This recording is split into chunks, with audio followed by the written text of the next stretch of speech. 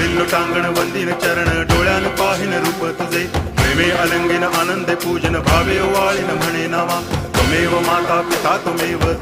बंधुश्च सखा त्वमेव विद्या द्रविणं त्वमेव सर्वं मम देव कायेन वाचा मनसेन्द्रियैर्वा बुद्ध्यात्मना वा प्रकृति स्वभावात् करोमि यद्यत् सकलं परस्मै नारायणायति समर्पयामि अच्युतं केशवं रामनारायणं कृष्णदामोदरं वासुदेवं हरि गिरिधरं माधवं गोपिकावल्लभं जानकीनायकं रामचन्द्रं भजे हरे राम राम